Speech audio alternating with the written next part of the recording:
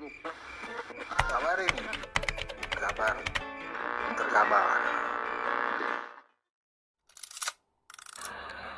Mungkin pertanyaannya begini, kan katanya Pak Jokowi NU, kenapa kok kurus? Nah, gitu. Kira-kira jawabannya adalah karena Pak Jokowi NU tapi bersimpati dengan Muhammadiyah. Saat itu saya nonton beliau, hati saya terenyuh. Inilah yang kemudian kenapa Allah perintahkan kita untuk berpuasa. Bahasa Arabnya puasa dalam Al-Quran bisa kita lihat dalam surat Maryam ayat 26. Di situ Allah menyebut kalimat shaum. Al-Baqarah 183 sampai 185 Allah menyebut dengan kalimat asyam. Yang bahasa Arab ini Bapak Presiden ini dijawakan. Makanya kalau Pak hari Senin Pak Jokowi kenapa nggak sarapan? Kenapa Pak mboten sarapan nembe siang? Ini bahasa Arab yang dijawakan. Pertanyaannya kenapa kok harus puasa? Bapak Ibu, manusia itu produk terakhir. Sebelum menciptakan manusia, Allah sudah menciptakan malaikat. Malaikat itu sifatnya Pak, bener terus gak pernah salah. Kenapa? Karena malaikat itu punya iman, tapi gak punya nafsu. Makanya kalau ibu-ibu pengen punya suami kok bener terus gampang Bu, nikahlah dengan malaikat. Apalagi Israel Bu, gak pernah salah Bu gitu. Lah mohon maaf Bapak Presiden, orang itu kenapa berpuasa? Dipola seperti malaikat, karena besok itu orang masuk surga itu sifatnya kayak malaikat.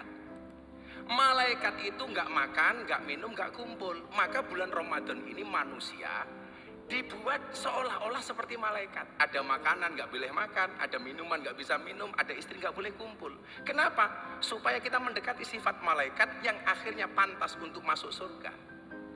Maka orang itu Pak kalau mau puasa pasti sakti. Kila makola, Ibu Presiden, Ibu Sujiatmi, beliau rajin puasa, makanya sakti, punya anak presiden. Kebetulan anaknya juga rajin puasa seperti Bapak Presiden. Sehingga mohon maaf, jangankan manusia, hewan sekalipun kalau mau puasa itu sakti Pak. Nah, maka kemudian apa? Disitulah kemudian Allah mengatakan ada salah satu da'awatin mustajabun. Ada 3 doa yang langsung dikabul oleh Allah. Yang pertama adalah da'watul madlum, doanya orang terzalimi. Lah mungkin ya mohon maaf, orang yang doanya terzalimi itu mustajabah. Kenapa kok Indonesia makmur? Karena kita sering lihat Pak Jokowi itu sering dizalimi, sering dibully Pak. Makanya kalau doa beliau mustajabah itu lumrah Pak, itu loh. Gitu loh. Makanya kalau Caimin pengen doanya mustajabah ya siap-siap saya dolimi Caimin.